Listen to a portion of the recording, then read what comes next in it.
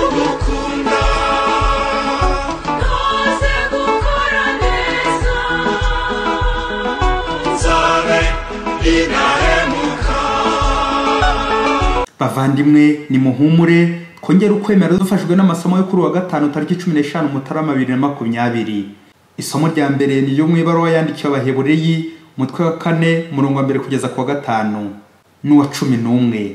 Bavandimwe ubwo isezerano yo kwinjira mu buhukiro bwayo rikiri ryose turamenye ntihazagira ubwira ko we ari hejweho, kuko natwe twakirishijwe iyo nkuru nziza kimwe nabo, ariko ijambo bumvise ryabapfiriye ubusa kuko bataryakiranye ukwemera.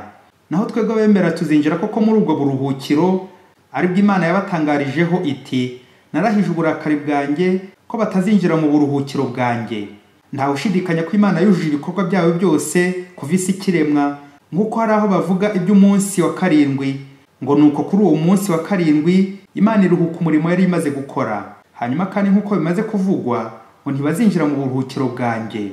Nitwihute rero kwinjira muri icyo kiruhuko ngo hato urugero rwo kutemera kwacu rutagira uwo rugusha. Iryo ni ijambo ry'Imana.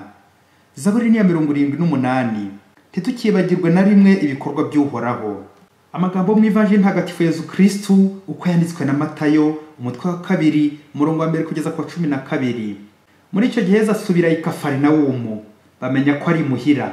Abantu benshi barahakoranira bituma habura umwanya ndetse n'imbere y'umuryango, nuko arabigisha. Haza abantu bamuzaniye ikirema gihetswe mu ngobyi, kuko batashoboraga kukimugezaho bitewe n'ikivunge cy'abantu, basenya igisenge hejuru y'aho yarari. Bamaze guhaca icyuho borurutse ingobyi ikirema cyari kiryamyemo. Yesu abonye ukwemera kwabo abwira icyo kirema ati mwana wanjye ibyaha byawe urabikijijwe. Ubwo hakaba bigisha amategeko bamwe bari bicaye aho bakibaza bati igituma uri yavuga cyo ni iki? Aratuka Imana. Ninde ushobora gukiza ibyaha atari Imana yonyine? Ako kanya Yesu amenya ibitekerezo byabo, niko kubabwira ati niki gituma mutekereza mutyo mu mitima yanyu? Icyoroshye ni ikihe? Ari ukubwira ikirema nti ibyaha byawe urabikijijwe, cyangwa kuvuga nti haguruka ufate ingobyi yawe maze ugende?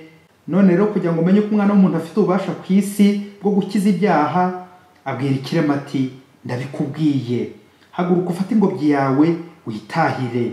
Ako kanya arahaguruka afata ingobyi ye, asohoka bose bamureba, bagwa mu kantu basingiza Imana bavuga bati nta na rimwe twigeze tubona ibintu nk'ibi ngibi. Iyo ni Ivanjili ntagatifu. Bavandimwe, Kristo naganze mu mitima yacu. Muri amasomo turazirikana ku mbaraga umukristo akoresha asanga Yesu mu mugenzo mbonezamana w'ukwemera, la foi. Ufite ukwemera agera ku Mana kandi akageza y'abandi.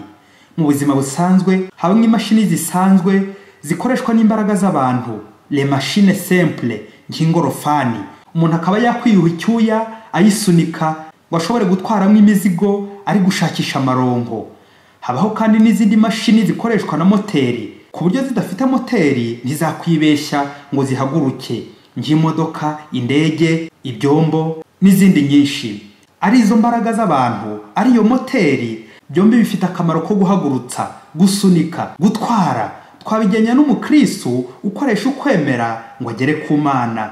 Ngize imbaraga z'umubiri n'iza roho zikorana kugira ngo umuntu abeho neza, yifashe n'abandi, abatware abashyitse ku Mana kubera ukwemera. Mu isomo rya mbere bagarutse ku kwemera kugeza ku Mana bati turamenye ntihazagira uwibwira ko ahejwe mu buruhukiro, ijuru, kuko natwe twashyikirijwe iyo nkuru nziza kimwe nabo, ariko ijambo bumvise ryabapfiriye ubusa kuko bataryakiranye ukwemera. Birababaje.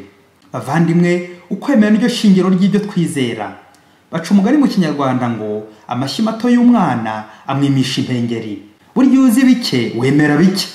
Umukristo utaremeraga Bikira Mariya aherutse kwibasira umupadiri waruvuze ati muri iki gihe cya korona dufata ishapure zacu dupfukame dutakambira Imana twinginge Bikira Mariya adutsindire korona.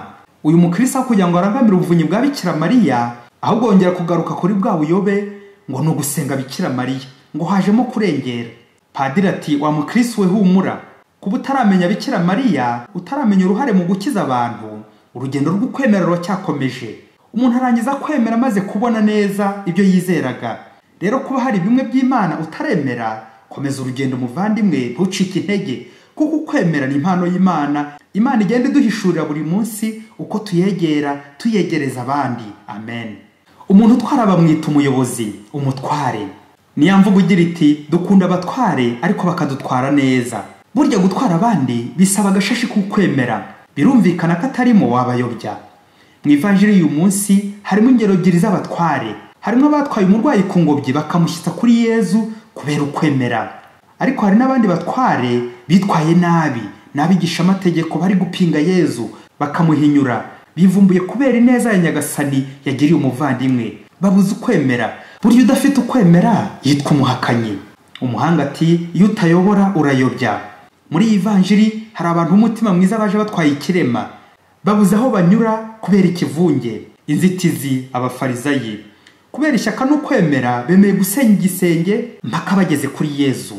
Ibi bisenge bishushanya inzitizi n'imbogamizi za buri munsi tugomba guhirika no gusenya kugira ngo tubone Imana, tugere kuri Yezu adukize. Hari ibisenge by'urwango, ibisenge by'ingeso mbi, ibisenge by'ubwoba, ibisenge by'ibigare bikoshya.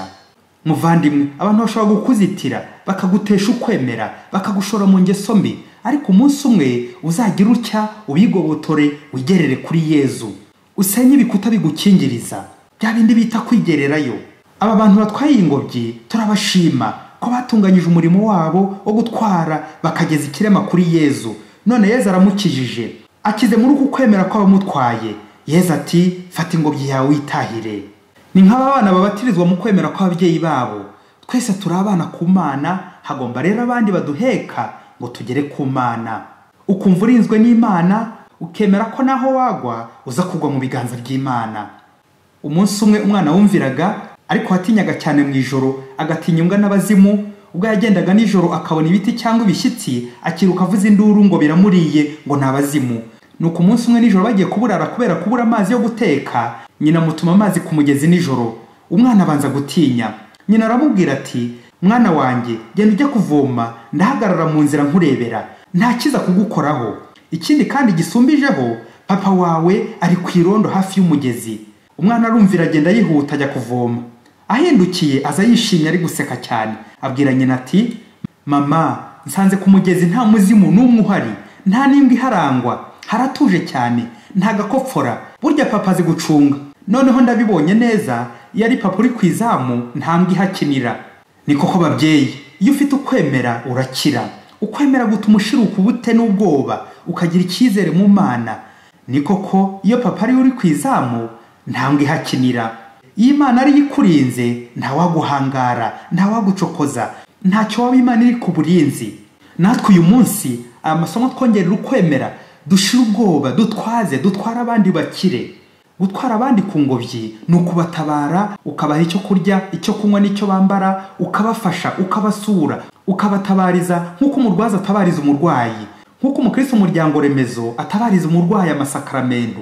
Gutwara abandi mu ngobyi y'umutima, kubaheka kwa muganga, ukabatangira ubwishingizi mituelle de santé, ariko no kubageza kwa muganga mukuru Yezu ukabasabira. Ukajya mu kiliziya ujyanyeho ikibazo n'icyifuzo cy'umurwayi, umuturanyi, uwakwitabaje, wa muntu wananiranye, abatemera, abahakanye, ukabasabira ku Mana aho kugira ngo uhore bacira imanza ngo dore wamusambanye, dore wamurozi, cya gisambo. Muvandimwe, aho kubanegura ukabavuma, bavugira isengesho, bavugire kandi akuramutsa Mariya. Muvandimwe, ndakubwiza ukuri, icyo gihe nutinyuka gusabira umugira nabi, uzaba uri kongera imigisha, uzaba uri kongera ukwemera, uzaba umutwaye mu ngobyi y'umutima. Guheka abandi ukabashyitsa kwa Yezu kubera ukwemera, iyo ni imigisha myinshi. Ni koko uburakari bw'imbwa bushira mu kuzunguza umurizo. Abafarizayi n'abigisha amategeko nubwo barakara bwahe ntibabuza Yezu kugira neza. Yezu ati haguruka ufate ingobyi yawe witahire. Ni koko iyo papa ari uri ku izamu nta mbwa ihakinira. Iyo Yezu akurinze ntacyo waba. Yezu ndakwizera, Yezu ndakwizera, Yezu ndakwizera. Padiri Masumbuko Ladislas wa Diocese ya Cyangugu. Sinzigera mwihakana